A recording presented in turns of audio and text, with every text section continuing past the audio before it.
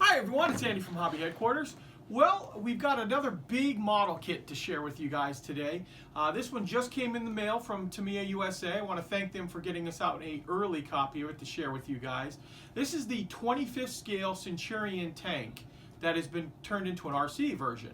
Now, this original kit came out probably, I believe, in the early 1970s, so it's a kit that's been out for a while. But TAMIYA has revamped it, put new tracks and a bunch of other parts on it, and then adding all the RC stuff inside of it so you can drive it around. And it's a 2.4 gigahertz remote control unit that comes all set up and ready to go. And as you can see right here, this is the export version that's going to be available in the United States, where they give you all the mechanism to make the turret work as well. So it'll be able to rotate. Things like no gun elevation, but the turret rotation is kind of cool. I was looking through the parts. The kit itself looks to be fairly straightforward and actually fairly simple, in fact. The only part that might take a little bit more time is the electronics and like the gears, because you do have to assemble all the little transmissions and things like that. Nothing super difficult, just follow TAMIYA's great instructions, so shouldn't be a problem at all. So I'm really excited about getting started on this. This kind of qualifies for the British armor that everyone's been asking me to build, so we'll put a nice cool paint job on it. Also, the tracks inside of here too are already assembled completely too, so you just have to put the final pin in them. So it looks to be pretty good and straightforward to build. So let's get started on it.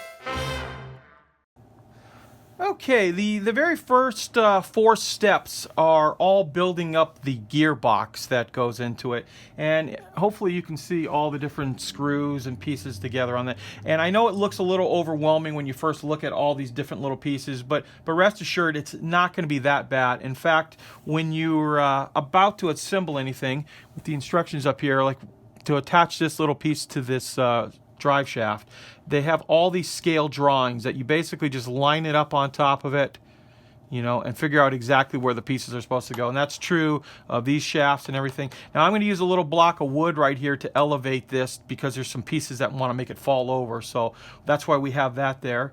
And also the cutest little bottle of tube of grease I've ever seen, so we got to grease up all the insides to get it all to keep running for a long period of time. Like I said, I'm not too concerned about this. I've seen this kind of stuff before, and the instructions are very clear. The parts are all laid out very well, so don't let that intimidate you at all.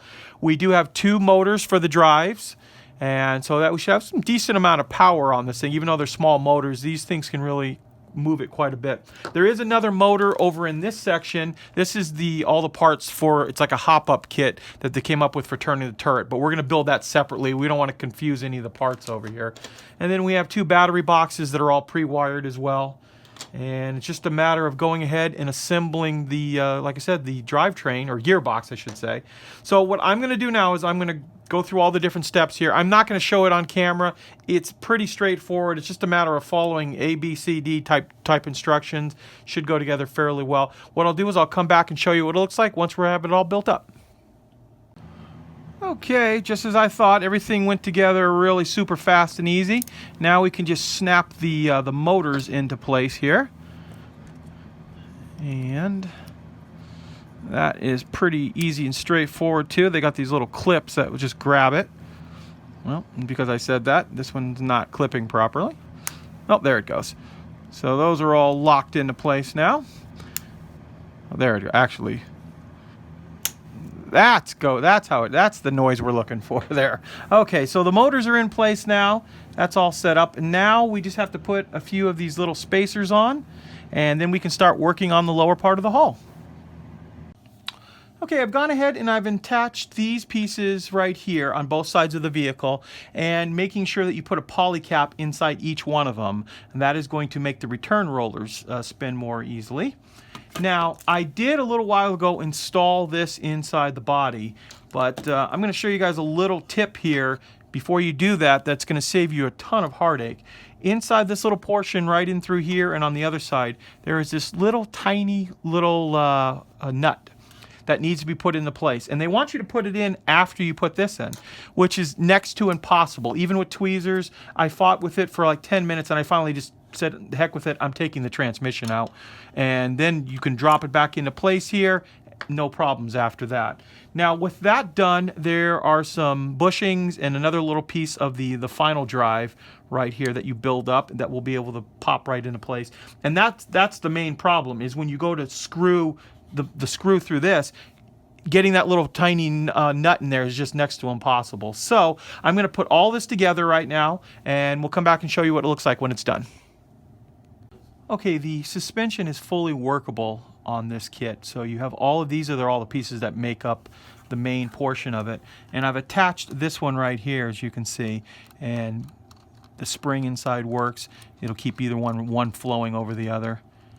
So rather than try to show you all that, they go together really well. It's just a lot of little parts that you have to work on, and then of course screwing it together. So there's the front and back are the same. In the middle is a completely different type of suspension, so you just have to keep them straight as you're putting it together. Well, as you can see, we have all of the suspension arms done now and how each one of them works. And now that we have that done, we can start attaching the wheels. The wheels are just two parts we glue up, and then they have a rubberized piece that goes in the front here.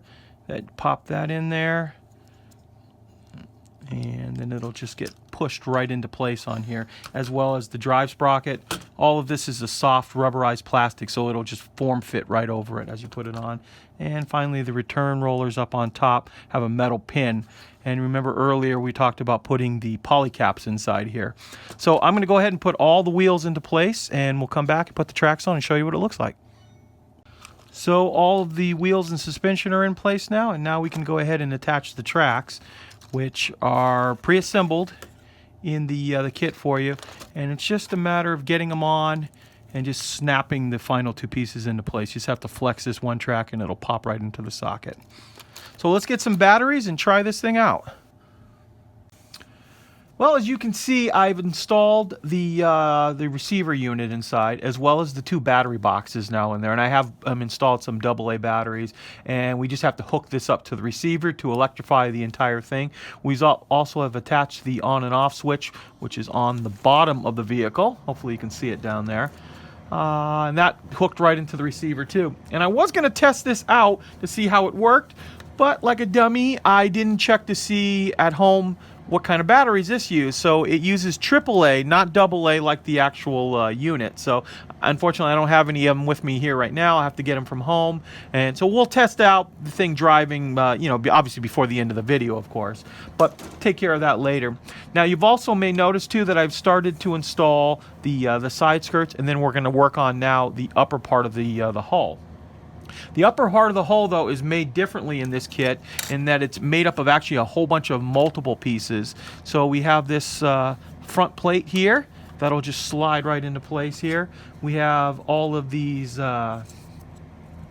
stowage bins for the side that will just mount right in there. We're going to obviously glue all this stuff into place too. And then finally we have this plate that you have to actually flex and snap back in, which I was test fitting it before we filmed, and it fits really well.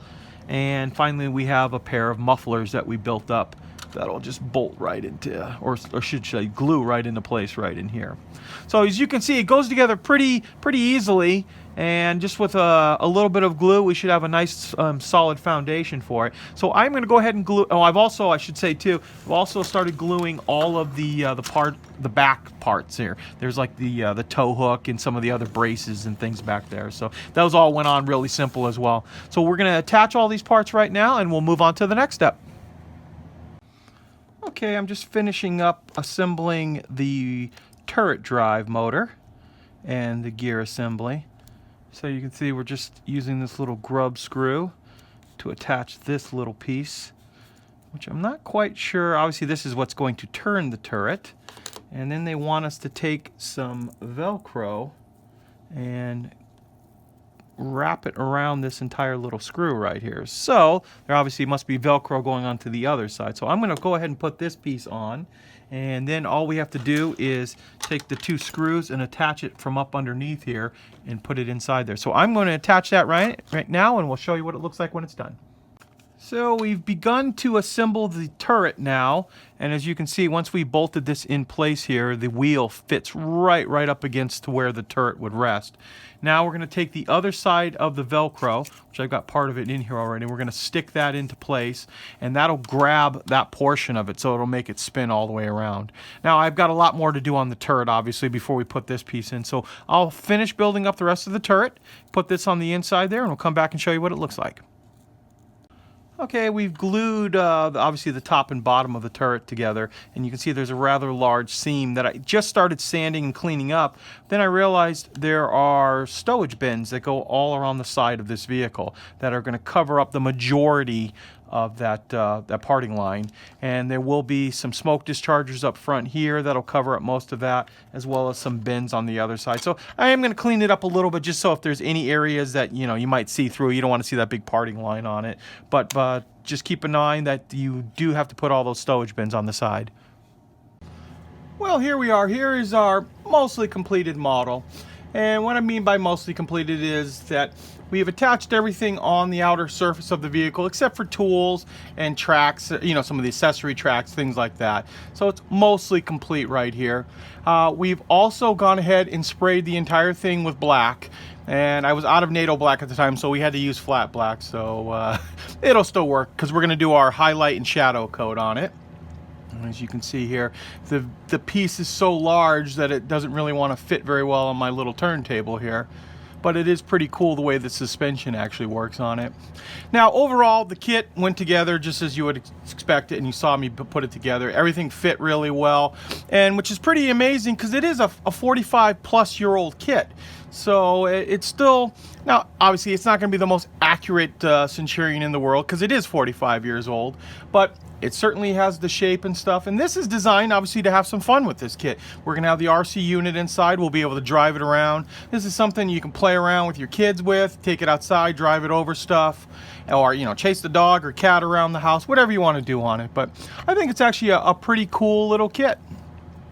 Now, the next thing, now that we have the black on here, we're going to go ahead and do the highlight coat with white. I'll just airbrush some of the areas in through here, and then finally we will go over it, the entire thing, with XF61, our dark green color, and that'll be the base color for the entire model. Now I'm going to pop the tracks off before we do that portion, and not going to go crazy weathering this because this is designed to be played with, actually, because it is our RC. So we might do a little scratching here and there on it, but we'll basically put the paint job on, which will be slightly faded with the black and white coat. We'll decal it, seal it all in, and get it ready to play around with.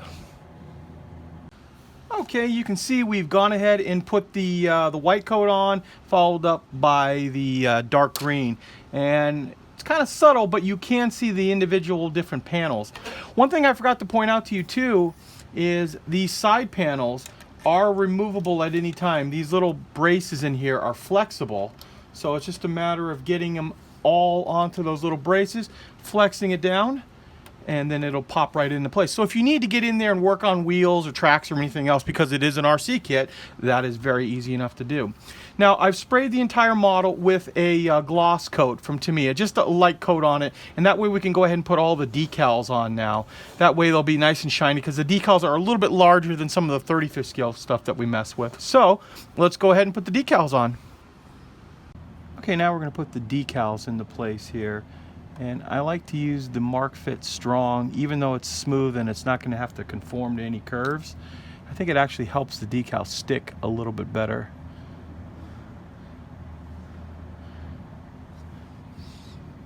And we're going to go ahead and put the rest of the decals over the rest of the vehicle, and we'll clear coat it and come back and show you what it looks like.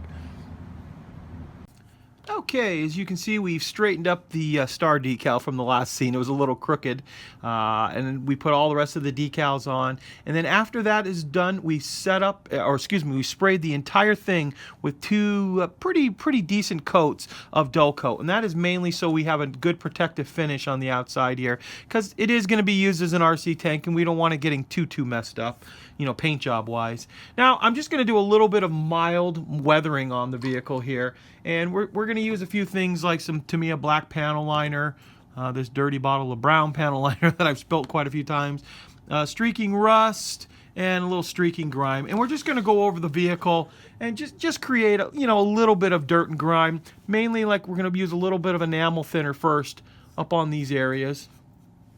And then what you can do, once you have the enamel thinner on, I like to put a little bit of that down first. And then we can just go over it with our black panel liner and touch up all these things. And it's just going to make all these little areas pop out. And if you get any excess, like I just touched the side to it there, use a cotton swab, just go over the edge, and it'll take off any of the excess. That's why we want to put a little bit of thinner down first, because it flows much, much easier. And we're going to do the exact same thing in which you guys have seen me do countless times with streaking grime and rust effect. And we're just going to go over the whole vehicle before we start putting the tools on. And so I'm going to do that right now, get that all weathered up, ready to go. We'll also paint our tow cables, any of the little accessory pieces that we need to. We're not going to mess with the tracks at all, because anything you do on the tracks with an RC1 obviously is going to come off instantly on it. So I'm going to take care of that, and we'll come back and show you what it looks like. Well, here we go, guys. Here is our completed model. That still barely fits on top of the swivel stand here that we have. I should just point out a few other things now that I'm seeing it here. One other thing that I did after we put all the weathering on, the washes, I went ahead and used a metallic pigment and just lightly brushed over some of these areas just to make them kind of pop out a little bit. And you'll notice it on the top too when I show you an upper view on it. And I have to say, now this kit is old. It's a 45-year-old kit, but I actually had a lot of fun, and I think it looks pretty good now that it's all built up. And it is designed to be an RC kit, so some of the parts are going to move a little bit better than a model kit. Let me give you first an upper view of it. But like I was saying, I think it turns out pretty nicely, especially for as old as it is. And the best part of all is now that we have it all built, we can actually play with it.